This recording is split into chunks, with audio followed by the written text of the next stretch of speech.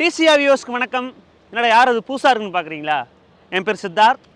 இது வரைக்கும் நீங்கள் குட்டி ஹரி லக்ஸுரி கார்ஸை ரிவ்யூ பண்ணி லண்டன்லேருந்து கொடுத்த வீடியோஸை பார்த்துக்கிட்டு இருந்தீங்க.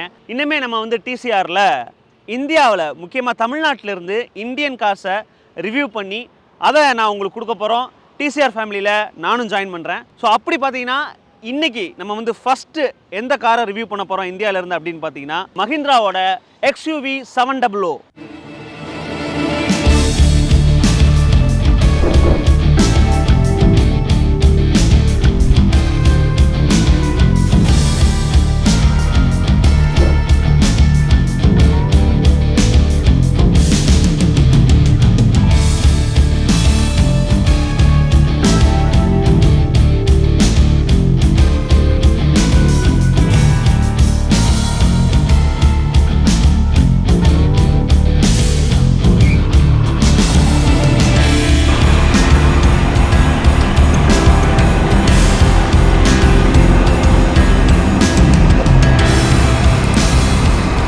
மஹிந்திராவோட XUV 700 ரிலீஸ் ஆகி மார்க்கெட்டுக்கு வந்து ஒரு வருஷத்துக்கு மேலே ஆகுது.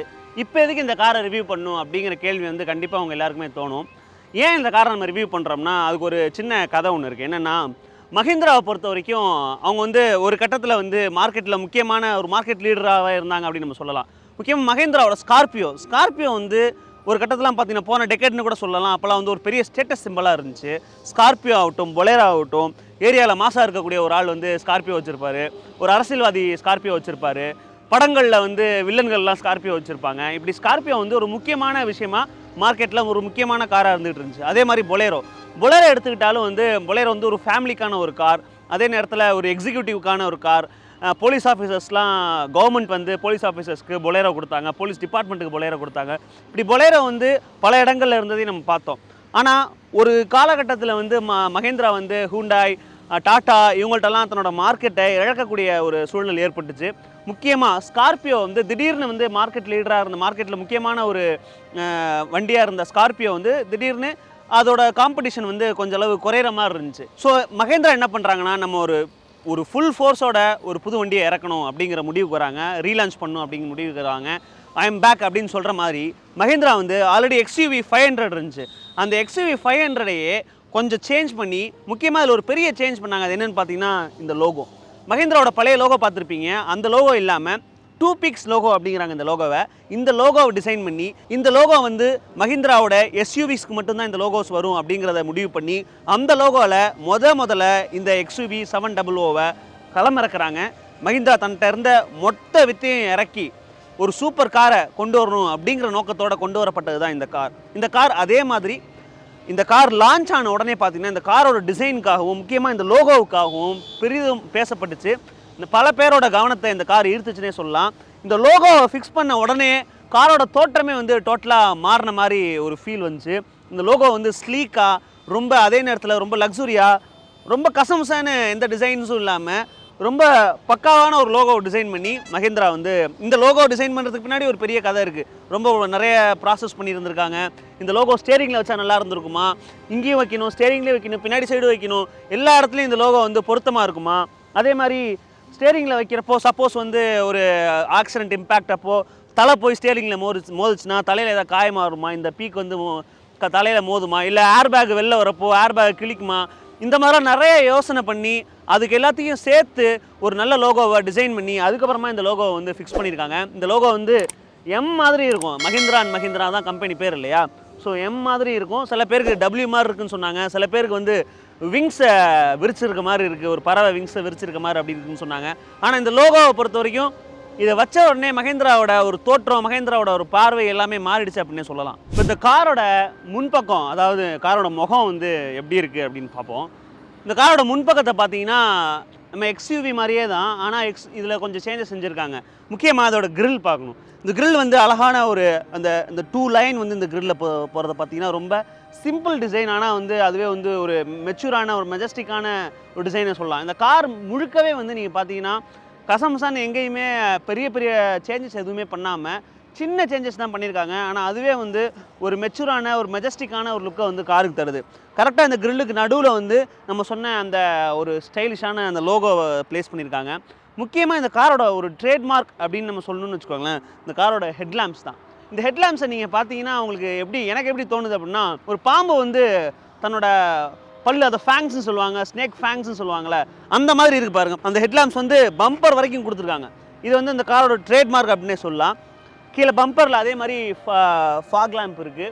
ஸோ இந்த கார் ஃப்ரண்ட்டில் பார்க்குறதுக்கு வந்து நீங்கள் கண்டிப்பாக ரோட்டில் போனீங்கன்னா ஒரு திரும்பி பார்க்குற அளவுக்கான ஒரு டிசைனாக தான் இந்த கார் இருக்குது. இப்போ காரோட சைட் ப்ரொஃபைல் எப்படி இருக்குது அப்படின்னு பார்த்தோம்னா ஒரு பெரிய மாற்றம் கிடையாது. XUV 500க்கும் 700க்கும் பெரிய மாற்றம் கிடையாது. ஆனால் இதில் ஒரு முக்கியமான ஒரு கவனிக்கப்பட வேண்டிய ஒரு ஸ்டைலிஷான ஒரு சேஞ்ச் ஒன்று இருக்குது. அது என்னென்னு பார்த்தீங்கன்னா இந்த காரோடைய டோர் ஹேண்டில்ஸ். இது வந்து பாப்பப் ஆகும். இப்படி ப்ரெஸ் பண்ணிங்கன்னா வெளியில் பாப்பப் ஆகும். நீங்கள் இப்படி ஓப்பன் பண்ணிக்கலாம். ஓப்பன் பண்ணிட்டு திரும்பி க்ளோஸ் பண்ணிட்டீங்கன்னா அது உள்ளே போயிடும், தானாக உள்ளே போயிடும். இதை டிசைன் பண்ணுறதுக்கு பின்னாடி ஒரு கதை இருக்குது. இந்த காரை டிசைன் பண்ணுறப்ப வந்து ஆனந்த் மஹிந்திரா வந்து இந்த காரை பார்த்துட்டு இந்த காரோட டிசைன் வந்து ரொம்ப ஸ்லீக்காக இருக்குது, ஏன் தேவையில்லாமல் ஒரு டோர் ஹேண்டில் வெளியில் நீட்டிகிட்டு இருக்க மாதிரி இதை டிஸ்டர்ப் பண்ணும் இந்த டிசைனை. ஸோ இதுக்கு வந்து உள்ளே சர்ஃபேஸாக புதஞ்சிருக்க மாதிரி ஒரு டோர் ஹேண்டில் வந்து டிசைன் பண்ணுங்கள் அப்படின்னு சொல்லிட்டு தான் இந்த டோர் ஹேண்டிலை டிசைன் பண்ணியிருக்காங்க. நீங்கள் பார்த்தீங்கன்னா மெர்சிடிஸ் S கிளாஸ்லலாம் வந்து இந்த மாதிரி டோர் ஹேண்டில்ஸ் இருக்கும். அது வந்து தானாக பாப் அவுட் ஆகும். இந்த கார்லேயும் ஹையர் வேரியண்ட்டில் வந்து நீங்கள் காரை அன்லாக் பண்ணாலே போதும், டோர் ஹேண்டில் வந்து தானாக வெளியில் பாப் அவுட் ஆகும். இது வந்து பெட்ரோல் வேரியண்ட் மேனுவல் அப்படிங்கிறதுனால நம்ம ப்ரெஸ் பண்ணணும். மற்றபடி சைட் ப்ரொஃபைல் வந்து ரொம்ப நீட்டான ஒரு டிசைனாகவே இருக்குது. அதே மாதிரி இந்த காரோட வீலை பொறுத்த வரைக்கும் இதோட ஹையர் வேரியன்ஸில் வந்து 18 இன்ச் அலாய் வீல் கொடுக்குறாங்க. லோவல் வேரியன்ஸில் வந்து 17 இன்ச் ஸ்டீல் வீல்ஸ் வருது. இந்த வீலை டிசைன் பார்த்தீங்கன்னாலும் ரொம்ப ஸ்லீக்காக ஸ்டைலிஷாக இருக்குது. நீங்கள் பார்த்தீங்கன்னா இந்த வீலுடைய இந்த ஃப்ரேம் நடுவில் வந்து பார்த்தீங்கன்னா அது லோகோ கொடுத்துருக்காங்க, நம்மளோட 2 பீக்ஸ் லோகோ கொடுத்துருக்காங்க. என்னடா எப்போ பார்த்தா லோகோ பற்றி பேசிகிட்டு இருக்கேன்னு நினைக்கிறீங்களா? உண்மையிலே மஹிந்திராவோட இந்த ரீலான்ச்சை, மஹிந்திரா திரும்பி இந்த கம்பேக்கில் வந்து இந்த லோகோ டிசைன் வந்து என்னை உண்மையிலே பர்சனலாக ரொம்ப கவர்ந்துச்சு அப்படின்னு சொல்லலாம். ஒரு 3D லோகோ டிசைன் வந்து நீங்கள் பார்த்தீங்கன்னா லைட்ஸ் வெவ்வேறு இடத்துல படுறப்போ வேறு மாதிரி தெரியுது. இப்போ பாருங்கள், சூரியன் வந்து இந்த இடத்துல படுது, இப்போ லோகோ வேறு மாதிரி தெரியுது. ஸோ இந்த ஸ்டார் மாதிரியான இந்த டிசைனும் வந்து ரொம்ப சூப்பராக இருக்குது. அதுக்கு நடுவில் தான் இந்த லோகோ கொடுத்துருக்காங்க. ஸோ இந்த வீல் டிசைனும் வந்து எனக்கு ரொம்ப பிடிச்சிருக்கு. காரோட பின்பக்கம் பார்த்தீங்கன்னா எப்படி இருக்குன்னா, இந்த காரோட டெயில் லேம்ப் பொறுத்த வரைக்கும் எனக்கு எப்படி இருக்குது இந்த டிசைன் பார்க்குறதுக்கு, ஒரு புல்லட் போகிற மாதிரி இருக்குது இந்த ரெண்டு சைடும் இந்த டெயில் லேம்ப் வந்து. அதே நேரத்தில் ஒரு சிசல் லைன் வந்து இந்த டெயில் லேம்ப், ரெண்டு டெயில் லேம்போட சேர்த்து நடுவில் ஒரு லைன் போகுது பாருங்கள். இது இன்னும் காருக்கு வந்து ஒரு ஸ்டைலிஷான ஒரு லுக்கு தருது அப்படின்னு நான் நினைக்கிறேன். நடுவில் அதே நேரத்தில் லோகோ கொடுத்துருக்காங்க. இந்த காரில் வந்து 360 டிகிரி கேமரா இருக்குது. ஸோ அந்த கேமரா வந்து பார்த்தீங்கன்னா கரெக்டாக லோகோக்கு ரைட் சைடில் இங்கே கீழே இருக்குது. அது கீழே நேம் போர்டு இருக்குது.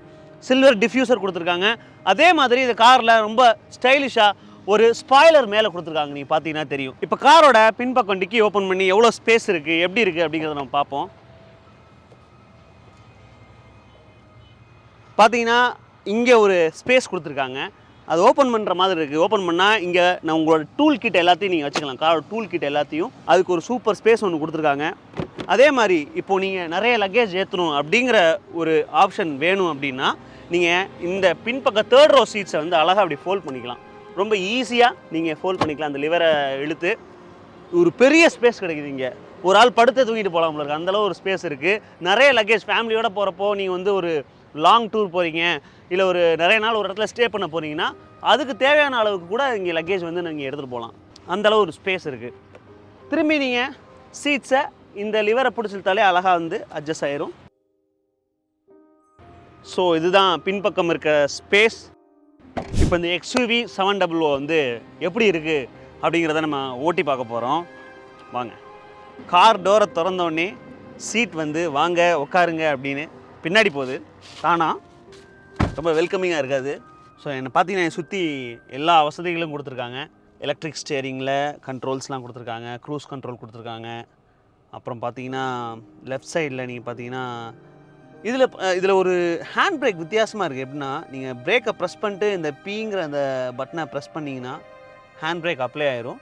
நீங்கள் வண்டி எடுக்கணும்னா பிரேக்கை ப்ரெஸ் பண்ணிட்டு திரும்பி ஒரு கிளிக் பண்ணிங்கன்னா ஹேண்ட் பிரேக் ரிலீஸ் ஆயிரும். அதாவது பார்க்கிங் ஸ்டேஜ்லேருந்து வண்டி வந்து டிரைவிங் மோடுக்கு மாறிடும். நான் உள்ளே ஏறினப்போ நீங்கள் பார்த்தீங்கன்னா சீட்டு முன்னாடி வந்து அட்ஜஸ்ட் ஆச்சு இல்லையா தானா. ஸோ அதுக்கேற்ற மாதிரி நம்ம வந்து உள்ளே உட்காந்ததுக்கப்புறம் டிரைவருக்கு ஏற்ற மாதிரி நம்ம சீட்டை அட்ஜஸ்ட் பண்ணிக்கலாம். ஸோ அதுக்கான பட்டன்ஸ் எனக்கு ரைட் சைடில் இருக்குது. சீட் சாயிறது, முன்னாடி சாயிறது, பின்னாடி சாயிறது வந்து இதை நீங்கள் ப்ரெஸ் பண்ணிங்கன்னா பின்னாடி சாயும், முன்னாடி சாய்ச்சிக்கலாம். இது வந்து சீட்டை ஃபுல்லாக ஃப்ரண்ட்டில் மூவ் பண்ணுறது, பேக்கில் மூவ் பண்ணுறது. அதே மாதிரி உட்காந்த பிறகு நீங்கள் உங்கள் மெமரியை செட் பண்ணிக்கலாம். உங்களோட பொசிஷன் எது அப்படியோ அந்த மெமரியை 1 2 3 இருக்குது 3 மெமரியை செட் பண்ணலாம். நீங்கள் செட் பண்ணிட்டீங்க அப்படின்னா இப்போ 1 ப்ரெஸ் பண்ணிங்கன்னா உங்களுக்கு ஏற்ற அந்த சீட் அட்ஜஸ்ட்மெண்ட் வந்து தானாக ஆகிடும். ஸ்டேரிங்கை ஏற்ற மாதிரி நம்ம ஹைட்டை வந்து இது பண்ணிட்டு திரும்பி லாக் பண்ணிட்டோம்னா கரெக்டாக அப்படியே உட்காந்துரும். ஸோ ஓட்டி பார்ப்போம். இந்த லோகோ இங்கேயும் இருக்குது, ஸ்டேரிங்லேயும் ரொம்ப அழகாக இருக்குது பார்க்க. Okay, let's start. இப்போ நம்ம எங்கே இருக்கோம் அப்படின்னா பூந்தமல்லி ஹைவேஸில் இருக்கோம். வண்டி எப்படி போகுதுன்னு பார்ப்போம். காலை வச்சவொடனே பவர் தெரியுது. இந்த வண்டியோட இன்ஜின் பார்த்தீங்கன்னா இப்போ நான் ஓட்டுறது வந்து இது ஒரு mid size mid petrol variant. இது வந்து 2000 cc பெட்ரோல் இன்ஜினு. இதோட டார்க் பார்த்தீங்கன்னா 380க்கு மேலே, 380 நியூட்டன் மீட்டர்ஸ் டார்க்கு. அதே மாதிரி பவர் வந்து 200 HP. இந்த பவருக்கு இந்த டார்க்குக்கு வந்து இந்த செக்மெண்ட்டில் இந்த வண்டி தான் வந்து உண்மையிலே ஒரு பவர்ஃபுல்லான வண்டி அப்படின்னு சொல்லலாம். ஒன் ஆஃப் த பவர்ஃபுல் அப்படின்னே சொல்லலாம். சீட் பெல்ட் போடலன்னு கத்துது. சீட் பெல்ட் ரொம்ப இம்பார்ட்டன்ட்டுங்க, போடணும், இல்லைனா போலீஸ் பிடிப்பாங்க. இப்போ வேறு ஃபைன்லாம் இன்க்ரீஸ் பண்ணிட்டாங்க தமிழ்நாட்டில். காரில் ஏறின உடனே சீட் பெல்ட் போடணும் அப்படிங்கிற ஞாபகம் எல்லாருக்கும் வரணும். அதுக்கு தான் வந்து இந்த அலாரம் வச்சுருக்காங்க. இந்த காரில் இன்னொரு ஃபீச்சர் இருக்குங்க, சரியான ஒரு ஃபீச்சர். இந்த ஐடியாவை யார் கண்டுபிடிச்சான்னு தெரில. இப்போது ஒரு குறிப்பிட்ட ஸ்பீடுக்கு மேலே நீங்கள் போகிறீங்க அப்படின்னா உங்களுக்கு பிடிச்சவங்களோட வாய்ஸ், உங்கள் அம்மாவோட வாய்ஸோ இல்லை உங்கள் அப்பாவோட வாய்ஸோ இல்லை ஒய்ஃபோட வாய்ஸோ வச்சு, ஏய் நீ இந்த ஸ்பீடோட அதிகமாக போகிற, கம்மியாக போ, ஸ்பீடை குறை அப்படிங்கிற அந்த வாய்ஸை நீங்கள் ரெக்கார்ட் பண்ணி வச்சுக்கலாம். அது ஒரு safety feature.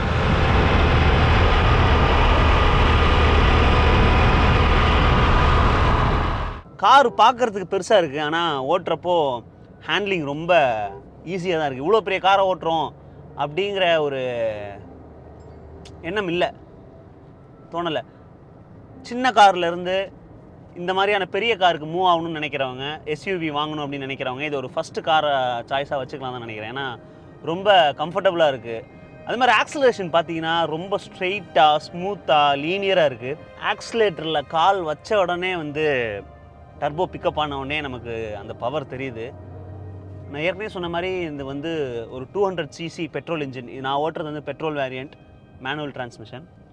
200 cc petrol engine, 380 torque, அதே மாதிரி 200 HP பவர். ஸோ இந்த செக்மெண்ட்டில் பார்த்தீங்கன்னா இது one of the powerful vehicle அப்படின்னே சொல்லலாம் இந்த XUV 700. அதில் எந்த மாற்று கருத்தும் கிடையாது.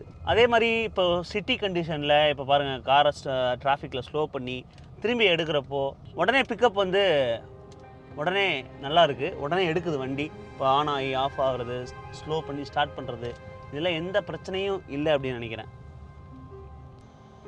இது உண்மையிலே இந்த கார் வெளியே இருந்து பார்க்குறதுக்கு எனக்கு பெருசாக தெரிஞ்சுது ரொம்ப. ஆனால் இதில் உக்காந்த உடனே ஒரு அவ்வளோ பெரிய காரை ஓட்டுறோம் அப்படிங்கிற ஒரு ஃபீல் இல்லை, ரொம்ப வசதியாக இருக்குது. விண்ட்ஷீல்டு பார்த்திங்கன்னா நல்ல அகலமாக பெருசாக இருக்குது. என்னால் வந்து ரோடை நல்லா பார்க்க முடியுது. ஒரு அப்ரைட் பொசிஷன் வந்து ரொம்ப கம்ஃபர்டபுளாக இருக்குது.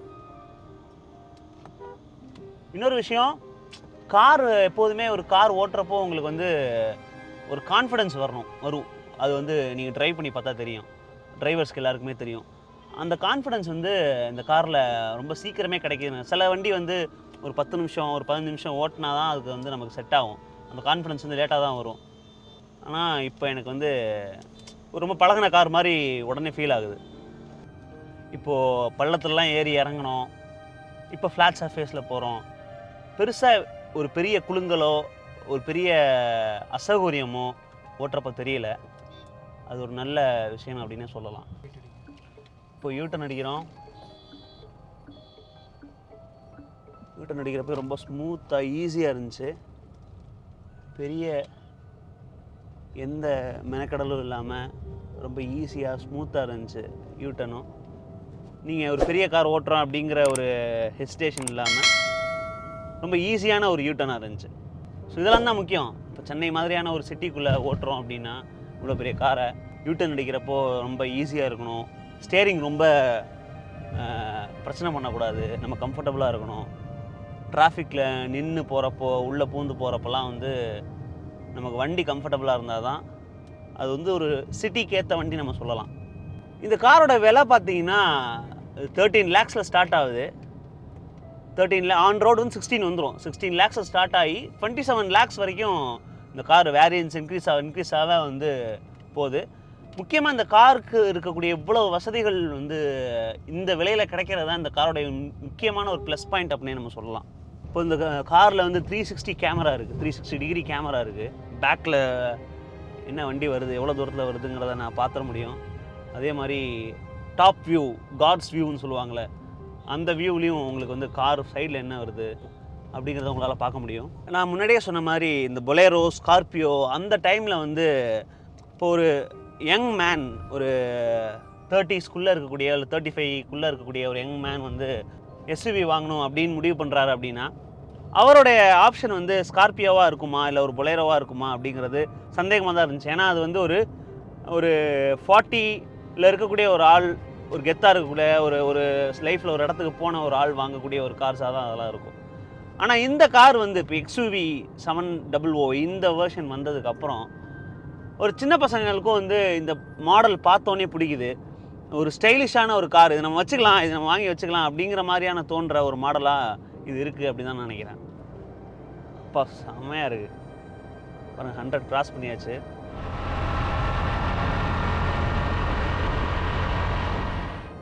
அப்படி ஆக்சிலேட்டரில் வச்ச உடனே காலை வச்ச உடனே சும்மா கன்று மாதிரி போகுது.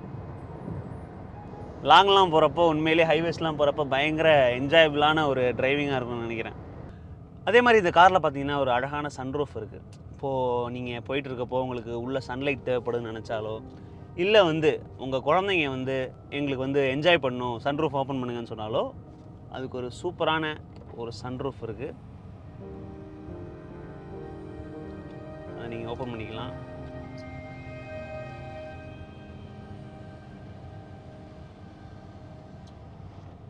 அதே மாதிரி இங்கே பார்த்தீங்கன்னா ஷார்ட்கட் கீஸ் கொடுத்துருக்காங்க ஹோம்க்கு. அதே மாதிரி இது மியூசிக் ஷார்ட்கட் கீ இருக்குது. உங்களோட ஃபேவரைட் ஃப்ரண்ட் ஸ்க்ரீன் வச்சுக்கிறதுக்கான ஷார்ட்கட் கீ இருக்குது. அதேமாதிரி கால்ஸ், நீங்கள் வந்து உங்களுடைய மொபைல் டிவைஸை வந்து இதில் கனெக்ட் பண்ணி கால்ஸை நீங்கள் பேசிக்கலாம். இப்போ வால்யூம் இன்க்ரீஸ் டிக்ரீஸ் பண்ணுறதுக்கு பட்டன் கொடுத்துருக்காங்க. அது உங்கள் ஸ்டேரிங்லேயும் இருக்குது, இருந்தாலும் இங்கேயும் கொடுத்துருக்காங்க. அதே மாதிரி இதை நீங்கள் வந்து ஆப்ஷன்ஸை வந்து மாற்றிக்கிறதுக்கு ஒரு ஜாய்ஸ்டிக் மாதிரியும் இதை யூஸ் பண்ணிக்கலாம். அதே மாதிரி இங்கே ஒயர்லெஸ் சார்ஜிங் போர்ட் கொடுத்துருக்காங்க. இங்கே நீங்கள் ஃபோனை தூக்கி வச்சா போதும், சார்ஜ் தானாக ஆயிரும். அது இல்லைனாலும் உங்களுக்கு யூஎஸ்பி போர்ட்ஸ்லாம் வந்து உள்ளே கொடுத்துருக்காங்க. பாருங்கள், நான் செகண்ட் ரோவில் உட்காந்துருக்கேன். உண்மையிலே கம்ஃபர்டபுளாக உட்கார அளவுக்கான ஒரு நல்ல இடம் இங்கே இருக்குது. 3 பேர் உட்காந்தாலுமே கம்ஃபர்டபுளாக உட்காரலாம். இங்கே நான் வந்து 5 feet 9 inches என்னோடய கால் வந்து ரொம்ப வசதியாக வச்சுக்கிற அளவுக்கான ஒரு லெக் ரூம் இருக்குது. அதே மாதிரி வேணும்னா நான் அப்படி சீட்டை வந்து அட்ஜஸ்ட் பண்ணி நான் சாஞ்சு நல்லா கம்ஃபர்டபுளாக உட்காந்துக்கலாம். லாங்கில் போகிறப்போ உண்மையிலேயே ஒரு கம்ஃபர்டபுளான ஜேர்னி இதில் இருக்கும்னு நினைக்கிறேன். அதே மாதிரி ஃபேமிலியோடு போகிறப்போ எந்த ஒரு அசௌகரியமும் இல்லாமல் இடிச்சுக்கிட்டு உட்காராமல் ஒரு 3 பேர் வந்து நல்லா கம்ஃபர்டபுளாக நடு சீட்டில் உட்காந்துட்டு தாராளமாக போகலாம்.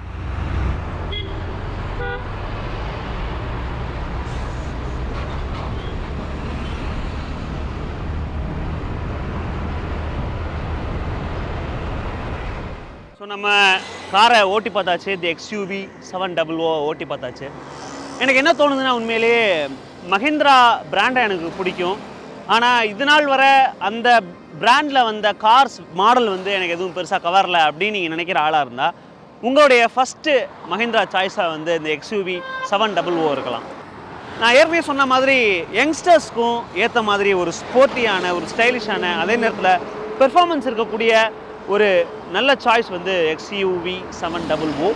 இது எல்லாத்தையும் விட இந்த விலையில், அதாவது ஒரு 16 lakhஸில் ஸ்டார்ட் ஆகிற இந்த விலையில் வந்து ஒரு SUV வந்து இவ்வளோ வசதிகளோடு வரும் அப்படின்னா கண்டிப்பாக அது XUV 700 வந்து ஒரு நல்ல சாய்ஸாக உங்களுக்கு இருக்கும் அப்படின்னு நினைக்கிறேன். மஹிந்திராவோட XUV 700 காரை பற்றின ஃபுல் ரிவ்யூ நம்ம பார்த்தோம் இந்த வீடியோவில்.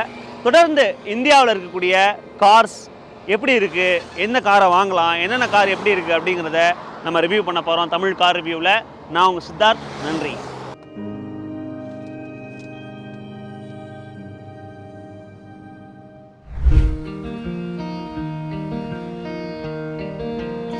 இப்போ நம்ம ரிவ்யூ பண்ண XUV 700 காரை வந்து நமக்கு யார் கொடுத்தது அப்படின்னு பார்த்தீங்கன்னா, நம்ம சென்னை ஐயப்பந்தாங்கல் இருக்கக்கூடிய எம்எம் மோட்டார்ஸ் அவங்க தான் நமக்கு இந்த கார் கொடுத்தாங்க. எம்எம் மோட்டார்ஸ் பார்த்திங்கன்னா சென்னையில் மட்டுமே வந்து 10 ஷோரூம்ஸ் வச்சுருக்காங்க. அதில் வந்து 5 passenger vehicle showroom, 4 commercial vehicle showrooms, அது இல்லாமல் 1 வந்து யூஸ்டு வெஹிக்கிள் ஷோரூம்ஸ் வச்சுருக்காங்க. மஹிந்திராவில் எந்த கார் நீங்கள் வாங்கணும் அப்படின்னாலும் எம்எம் மோட்டார்ஸ் உங்களுக்கு முதல் ஞாபகம் வரணும். வாங்க பார்ப்போம் ஷோரூமை.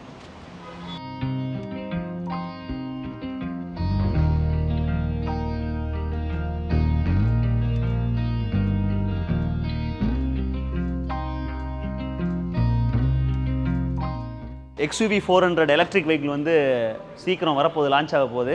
அதையும் நம்ம கண்டிப்பாக ரிவ்யூ பண்ணுவோம். ஸோ இதுதான் எம்எம் மோட்டார்ஸோட ஷோரூம்.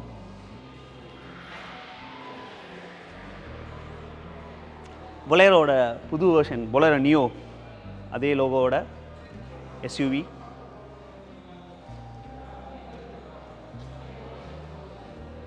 ரொம்ப ஃபேமஸான ஒரு கமர்ஷியல் வெஹிக்கிள் இது, அதாவது டீபோர்ட் வெஹிக்கிள் மராசோ. நம்ம ரிவ்யூ பண்ண காரோட குட்டின்னு சொல்லலாம் XUV 300, அதோட மினியேச்சர். அப்புறம் த ஆல் ஃபேமஸ் மஹிந்திரா தார், மஹிந்திராவோட இன்னொரு டாப் மாடல் அப்படின்னு சொல்லலாம். XUV 700 மாதிரி இது ஒரு டாப் மாடல், ரொம்ப சக்ஸஸ்ஃபுல்லான ஒரு மாடல். அவங்க இந்த புது மாடல் இன்ட்ரடியூஸ் பண்ணோடனே தார் வந்து பிச்சுக்கிட்டு போகுது. அடுத்து நம்ம மஹிந்திராவோட favourite Bolero with that 2 peaks logo.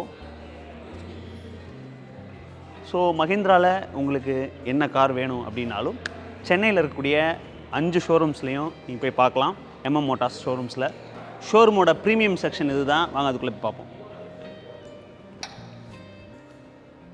நம்ம சொன்ன மஹிந்திராவோட ட்ரேட்மார்க்காக இருந்த ஸ்கார்பியோவோட புது வெர்ஷன் ஸ்கார்பியோ என், இது ஒரு ப்ரீமியம் மாடல் இங்கே வச்சுருக்காங்க. இந்த காரையும் நம்ம கண்டிப்பாக ரிவ்யூ பண்ணுவோம். ஸோ நம்ம ரிவ்யூ பண்ண XUV 700 இதோ இருக்குது. பளிச்சுன்னு ரெட் கலரில் ரொம்ப சூப்பராக நிற்கிது. XUV 700 உண்மையிலேயே வந்து ரொம்ப இன்னும் வந்து 1/2 hour ஆகுது நான் அந்த வண்டி ஓட்டி முடிச்சு. இன்னும் அந்த ஃபீல் அப்படியே இருக்குது. ஓட்டுறதுக்கு அவ்வளோ கம்ஃபர்டபுளாக இருந்துச்சு. திரும்பி எனக்கு ஓட்டணும்னு ஆசையாக இருக்குது. அந்தளவுக்கு உண்மையிலே ஒரு நல்ல வெஹிக்கிள் XUV 700 வந்து மஹிந்திரா கொடுத்துருக்காங்க. கண்டிப்பாக ஒரு SUV நீங்கள் வாங்கணும் அப்படின்னா நீங்கள் மஹிந்திரா XUV 700வை கன்சிடர் பண்ணலாம்.